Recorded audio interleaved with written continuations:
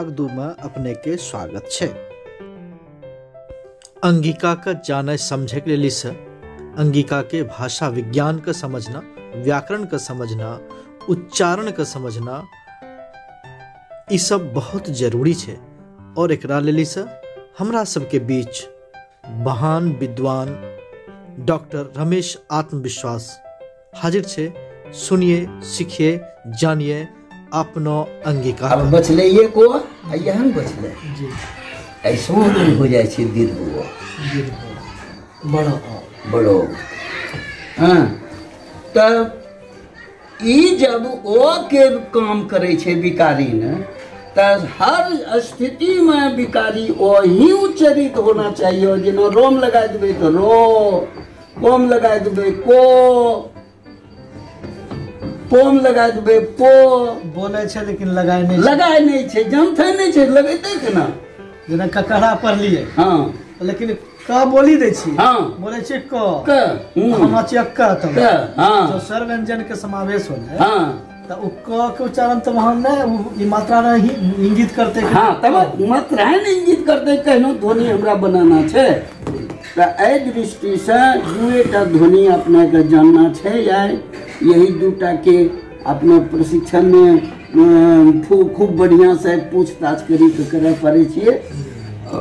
एकरा अ कहबे बिना कोम लगा देबे क, पोम लगा देबे प, गाछी प नहीं कह छी। हां गाछी खड़े रहले छ बात। हां पूर्ण नहीं छ, एकदम खड़ा छे। हां प तो टे चे प जते छे अ ध्वनि जेकरा में लगा देबे ओकरा में वह खड़ी पाइ देबे।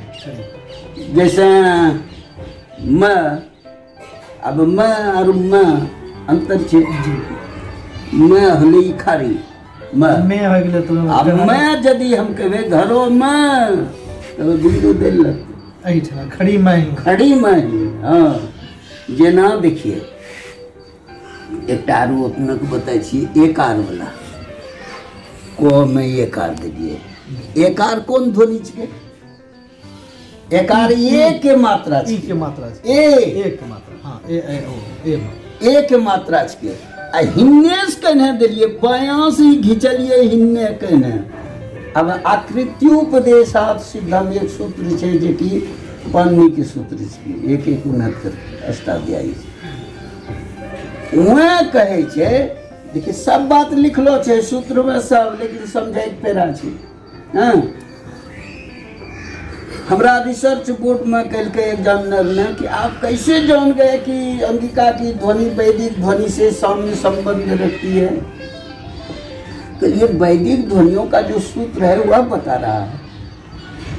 वैदिक काल में जो ध्वनि का उच्चारण होता था, जो सूत्र दे रहा है कि ऐसे उच्चारण होता था, वह उच्चारण हम भी वैसे कर रहे हैं उस सूत्र के अनुसार, तो साम्य संबंध नहीं है।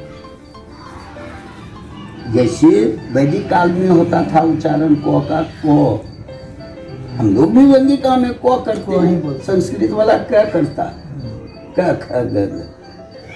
देखिए एक बात भी मार्क आप कर लीजिए, क्या रूपो में अंतर।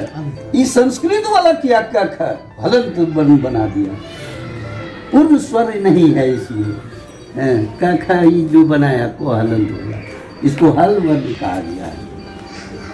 जते को खोम लगले नहीं सब में हलंत देखने होगा, वो हल वर्ण ओकरा कहे पुकार लके पाणिनि में। हां आई के लिए ओकरो उच्चारण क हो गया, लेकिन क नहीं छके। वो हल वर्ण का वह उच्चारण में इतना बतेने छे कि हलंत के उच्चारण के बोलते 8वां भाग है, माने एक ओ के ध्वनि के समय के बराबर जितना समय ओ में लगा उसका ये बेटा 8वां भाग उच्चारण होना चाहिए हलंत का। तो बताइए उस सुनाई पड़ेगा? नहीं सुनाई पड़ेगा। इसीलिए उन्होंने स्वरहीन बना दिया, हल वर्ण को स्वरहीन बना दिया। और यही कारण है कह दिया कि इसमें स्वर नहीं है। यही कारण है कि 8वां वर्ण का 8वां भाग का उच्चारण करने में तो बड़ी कठिनाई है, वो सुनेगा कोई नहीं है सुनेगा। जैसे देखिए कितना बहुत कान सटा कर सुनिए, मतलब हम लोग जना करते हैं, जब जो खल खल करते हैं जरा सा उसको और डाउन कीजिए कि मुंह में ध्वनि रह जाए। सुन रहे हैं? मैंने कंठे से निकलेगी आवाज बहुत स्लो। जैसे उदाहरण हमने दिया है रिसर्च में, पानी आपका इंजन छोड़ रहा है, पेट्रोल वाला इंजन छोड़ रहा है, फोर्सिंग है, सीधा बिकता है। अब इंजन बंद करना शुरू कीजिए, तो जब बंद करते हैं इंजन को तो पानी धीरे धीरे स्लो होता है। हाँ, अब बिल्कुल जब बंद हो जाता है तो पानी ठोपे ठोपे चूने लगता है। वही हलन, तो पानी ठोपा ठोपा जब चूहा लगे वो हलंत के ध्वनि। मतलब आकार बदलिए आपने। रिसर्च में हम कितना महीन काम किए हैं आपको अंदाजा लगे। उदाहरण सेट किए हैं वहाँ। ओ देख रहे हैं कहाँ हवा है, ओ फ्लो एकदम फूल हवा, सीधी कड़ी रेखा में, एकदम सीधी रेखा में। ओ तो ओ जो है वह फुल फोर्स में हवा है। अब बोलेंगे ओ हवा कहाँ चाहिए, पतूल चलता है, नहीं फोर्स में नहीं पता चलता। आप देखिए, करके देखिए ना, वो उच्चारण जैसा भी नहीं हो रहा है। तो स्वर क्या है? स्वर का अर्थ है हवा। प्राणवायु कहते हैं उसको, प्राणवायु कहा गया है हवा को। सब हवा से ध्वनि नहीं उत्पन्न होती है, जिस हवा से ध्वनि उत्पन्न होती है उसको प्राणवायु कहा गया है। तो प्राणवायु का स्लो इतना, मतलब स्लो स्पीड है नहीं के बराबर है, तब वो बूंद बूंद गिरता है जैसे पानी।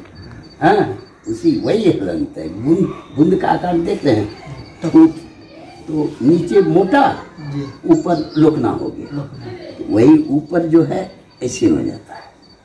हाँ, तो बूंद आकार का है, तो वो बूंद का अस्तित्व ही नहीं है। उसी तरह उतनी सी प्राणवायु का कोई अस्तित्व ध्वनि में नहीं है, ध्वनि सुनाई भी नहीं पड़ेगी। इसीलिए उन्होंने कल्पना कर ली कि इसमें स्वर नहीं है। संस्कृत के आचार्यों ने यह कल्पना कर ली कि इसमें स्वर नहीं है, यह स्वरहीन ध्वनि है। लेकिन हमने नहीं माना। हमने कहा कि आपका सूत्र कहता है कि व्यंजनम स्वरांगम।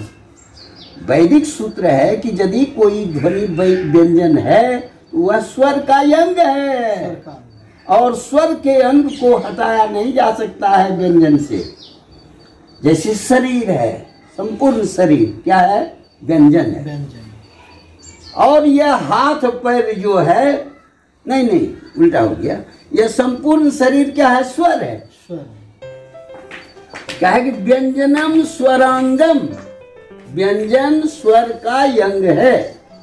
तो यह मूल स्वर है, व्यंजन मूल नहीं है।